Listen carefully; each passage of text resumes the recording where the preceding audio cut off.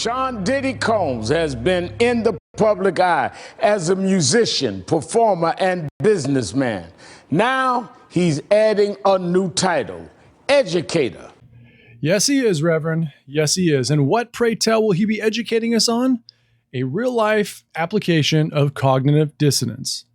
Cognitive dissonance is not just fun to say and use in a sentence. It's really entertaining to watch happen in real time. So P. Diddy is gracious enough to give us an example.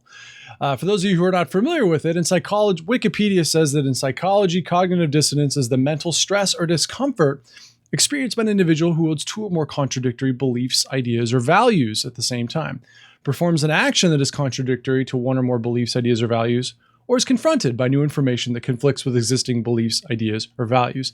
Sounds fun, right? Now, Leon Fessinger's theory of cognitive dissonance focuses on how humans strive for internal consistency.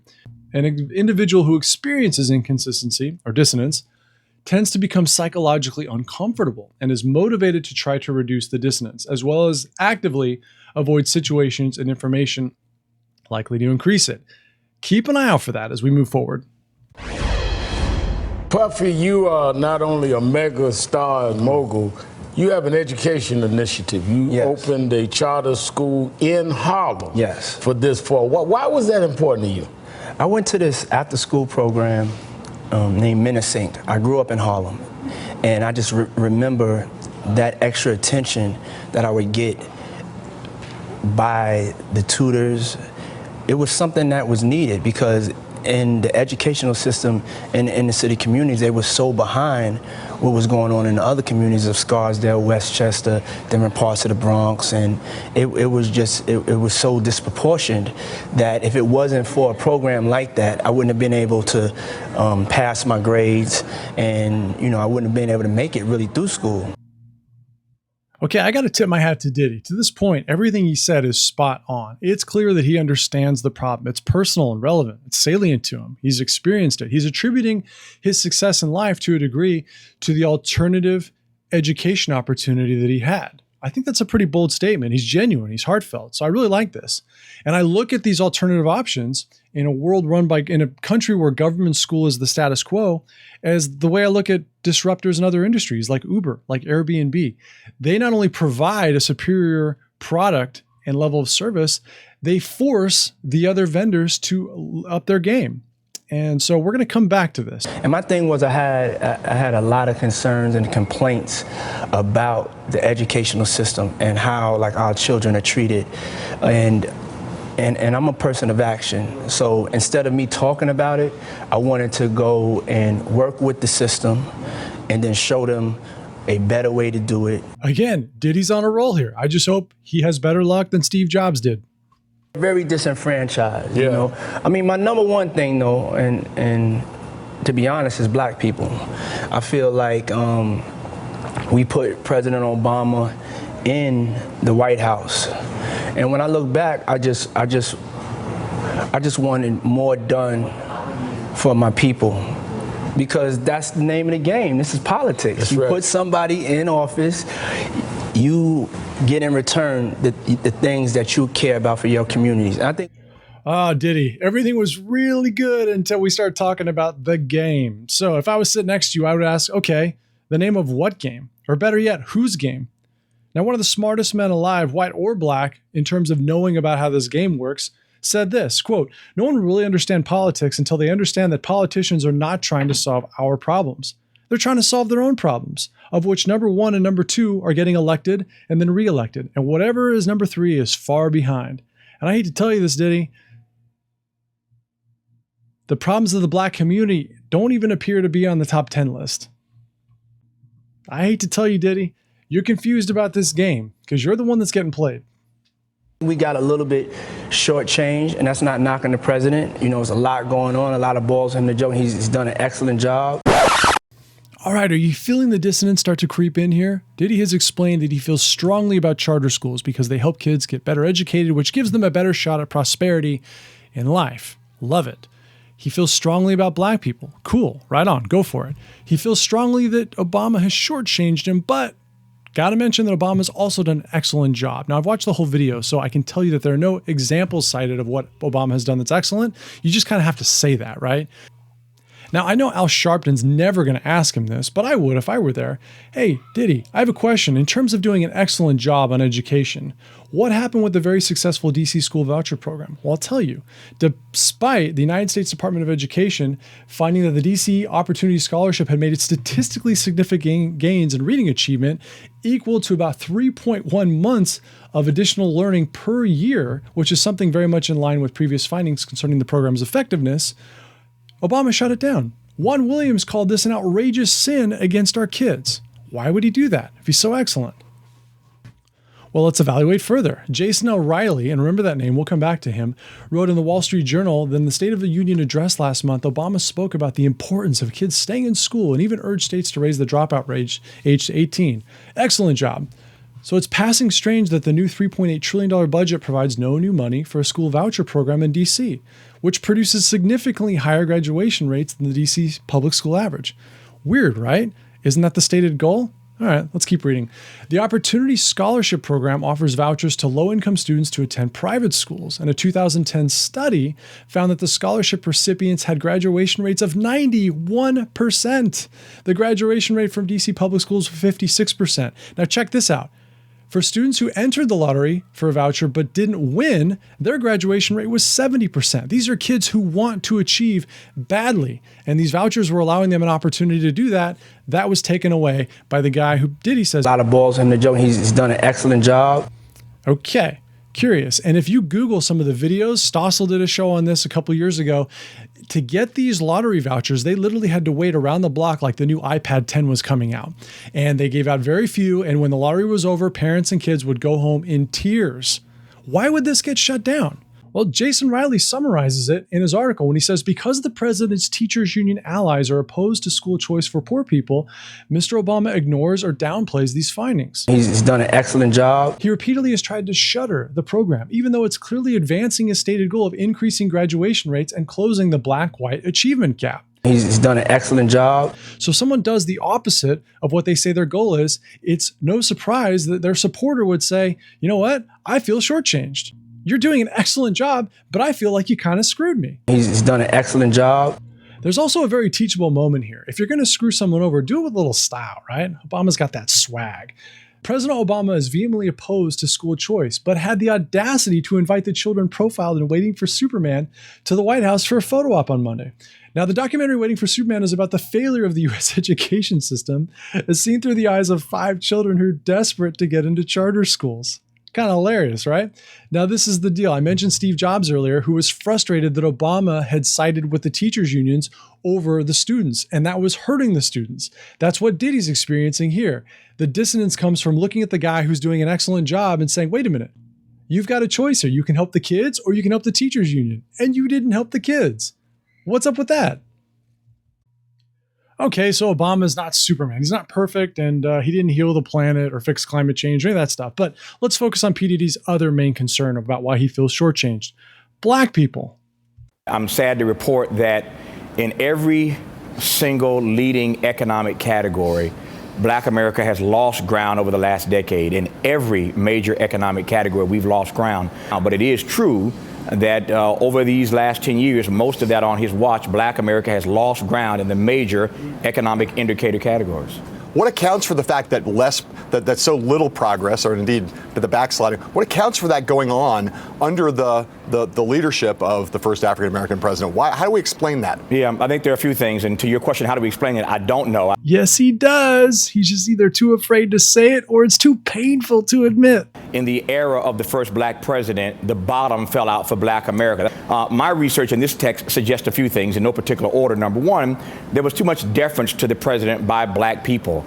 We got so caught up in the symbolism that we didn't press hard enough on the substance. And so symbolism does matter. I just think substance matters as well. And so there was too much deference in some part to the president on the part of Black people. Black leaders were sidelined and silenced too often in favor of an invitation to the White House. And so more could have been done in terms of pressing an agenda. You look at the gay and lesbian community, look at the environmental movement. Of course, Wall Street gets everything they want, but look at what other communities gained over the last decade, and look how Black America wasn't just stagnant, but indeed lost ground over the last 10 years, in part, one, because we were too deferential. Number two, clearly there was indifference. There's no doubt about the fact that this president received the kind of headwind that no president has ever received. There was clearly obstructionism, so that's a factor as well. But the third factor, I think, I would put as a question. I think, again, historians would debate this for years to come. Did Barack Obama not get enough done on Black issues because he was obstructed, or did he not try hard enough? Did he not do enough? And I think the answer is clearly both. Yeah, absolutely both. I mean, you just cited the gay movement, the environmental movement, and Wall Street as three identity groups that got everything they wanted. So clearly obstructionism is why Black people got nothing. We'll see whether historians come down on that. But this book, again, is not about him per se. It's about where Black America is 10 years after that text. And again, it's just not a happy report. There are pockets of progress, but across the board, we've regressed. Tavis, I want to ask you about the president. I know you said the book's not about him, but think of him not as the president, but as someone who cares passionately about the same issues you're talking about. Mm-hmm. Do you think when he reads your book, I'm assuming he will, that he'll agree with your conclusions, or do you think he'll take issue with them and see his legacy in a different way? Well, that's a good question, Mark. I think, number one... Wait, what? That was a good question, Doctor? That question was a perfect example of why Obama is able to say one thing and do another. This is endemic of the media, and you just gave the guy a pass. All right, let's review current events. You just laid out a very compelling argument about why Black people have been left and abandoned on the back burner, and this member of the news media just said, you know what, Doctor, that's all fine and great, and screw Black people. What about Obama? What's he going to think about this? How is it going to affect him? Are you kidding me? Tavis, I want to ask you about the president. I know you said the book's not about him. Right. It's not. It's about Black America. But think of him not as the president, but as someone who cares passionately about the same issues you're talking about. Mm-hmm. So pretend for a moment that he's not the most powerful man on the planet, and then let's pretend that there's evidence that exists that proves he does care passionately about these things that you do, which your book basically makes the case with data that that evidence doesn't exist. Do you think when he reads your book, I'm assuming he will. Well, of course he's going to read it right after he dislodges your tongue from his anal cavity. That he'll agree with your conclusions, or do you think he'll take issue with them and see his legacy in a different way? Well, that's a good question, Mark. Right. I think when he reads it, to answer your question, Mark, if he wants to argue with the data, then so be it. But this book is data-based. Indiana University, the School of Public and Environmental Affairs, the academics there, the professors there who are trained in these disciplines wrote the book. They wrote the research, did the research rather, and wrote these 10 updated chapter segments on where we are 10 years later. So you can argue with me, but I'm not the guy who pulled the data. You can argue with the data, and I think you're not going to be very successful at that. Okay, so Tavis accidentally just admitted he didn't write or do the research for his book. Whoopsie.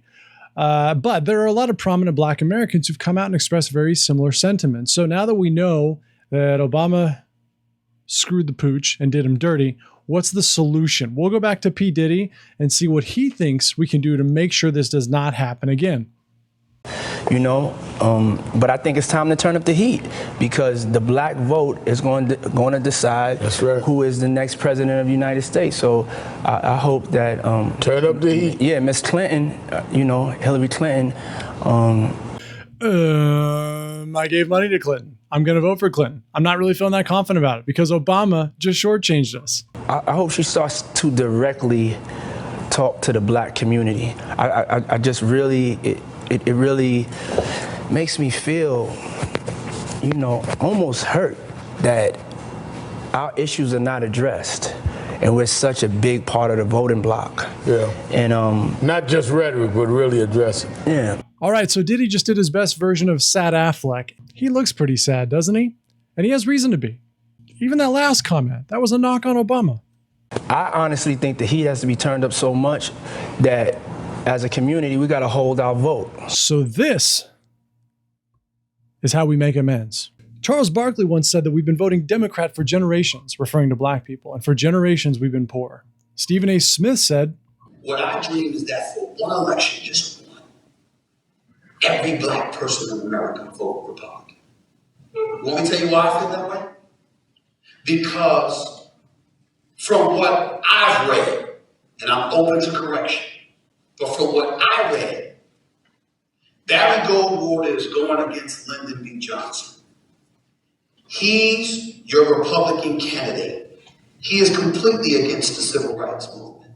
Okay, this is a little frustrating. I get that Barry Goldwater is mischaracterized here, but I have to correct the record. Stephen A. Smith probably is unaware that Goldwater was a very, very strong supporter of civil rights. His voting record says so. LBJ's does not. But progressives need a villain so they can paint themselves as a hero. And the 1964 bill gave LBJ a perfect opportunity to do that. I'm going to have to make another video to explain all this. Maybe I'll do that at some point. But let's for now just remember that Goldwater was a constitutionalist, a strong supporter of civil rights, a member of the NAACP and the Urban League.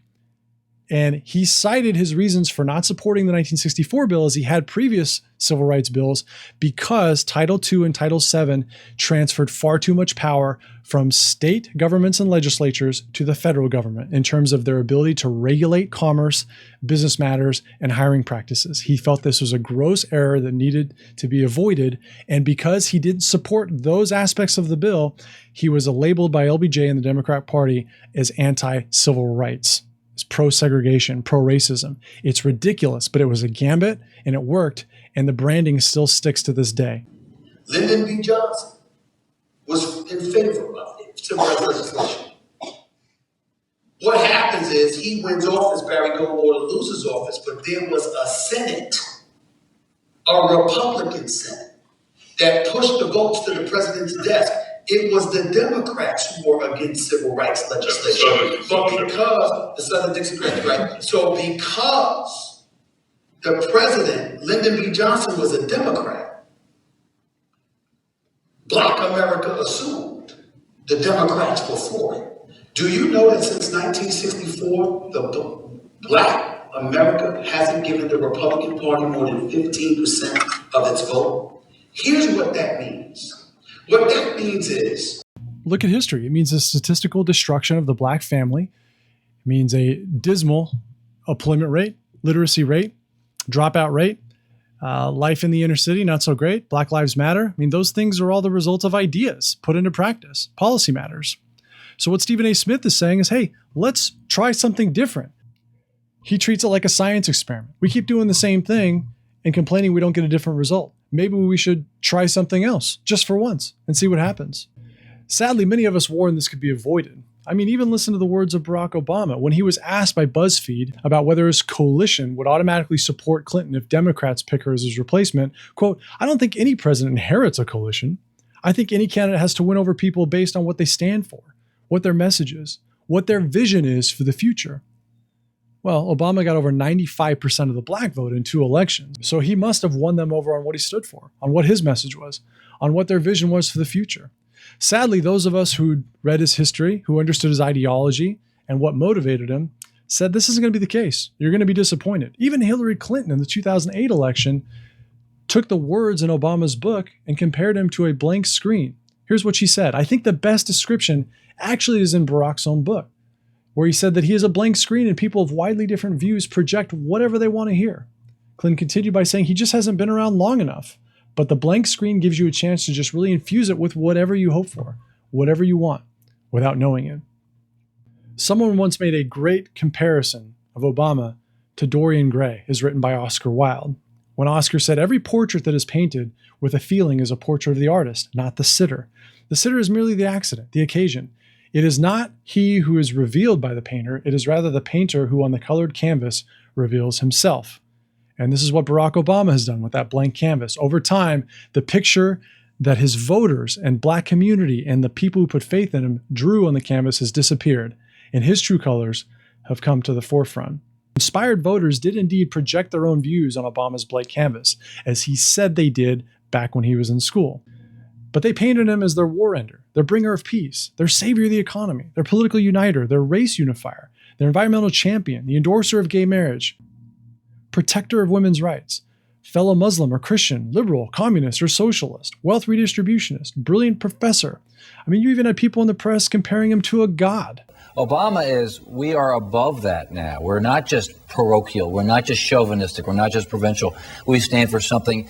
I mean, in a way, Obama's standing above the country, above the world. He's sort of God. He's going to bring all different sides together. In Wilde's Dorian Gray, when the object of his affection disappointed him with a lackluster performance, again, let's compare this to Obama, similarly lamented, "You have killed my love. You used to stir my imagination. Now you don't even stir my curiosity. You simply produce no effect.